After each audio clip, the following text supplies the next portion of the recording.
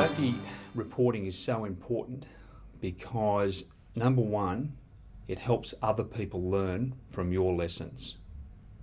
Number two, it sets up very good leadership from the perspective if more junior personnel see that you're open reporting what's really going on, they're going to be encouraged to do the same thing as well. Number three, if you've actually got a system of collating what's been reported over time, you can start to find things within your own organisation, and that's certainly, for example, a role of the ATSB, trends that may need to be addressed at a slightly higher level. Now, if there's not open and honest reporting, no one actually knows about what's going on. No one can do anything to actually address the root cause of what's causing the problem in the first place. I think it's essential that all situations should be reported, especially where someone else could learn from your mistakes.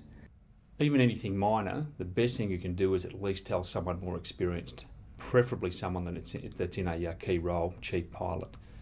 The reason is you may not know what the true consequences are of your error.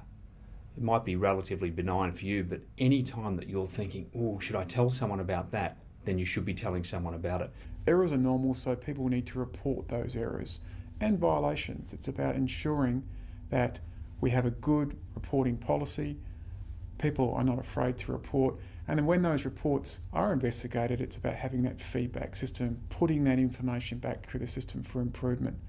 It's having a just culture approach to errors and violations. That is, don't take the blame approach automatically, let's investigate it in a systemic way, but also recognising that people do need to be accountable. We had a problem with foreign objects being left behind in an aircraft that was fully aerobatic.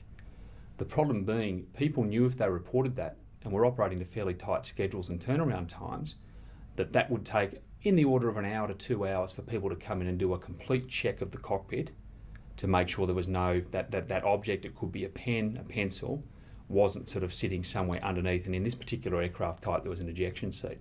So on one side of the house there's a strong reason not to report because of the embuggerance and the delay it could cause to the whole programming of the system. What I happened to see though was a particular aircraft got airborne, and in this case the aircraft captain was taking this aircraft out to do low-level aerobatics. In the workup, in the training environment, as that aircraft's inverted, this particular foreign object starts to roll its way down the top of the canopy of the aircraft. Now, the consequences were okay because the aircraft rolled back to straight and level and followed appropriate checklist actions to get itself back. But under other circumstances, foreign objects in a cockpit inverted at 500 feet over the ground could have led to catastrophic outcomes. Any information that you can get that deals with safety events, safety occurrences, or even thought processes of improvement of safety is better than having no information at all. If you stand still with safety, if you say, hey, cracked it now, we're safe, well, I think you've lost the plot there.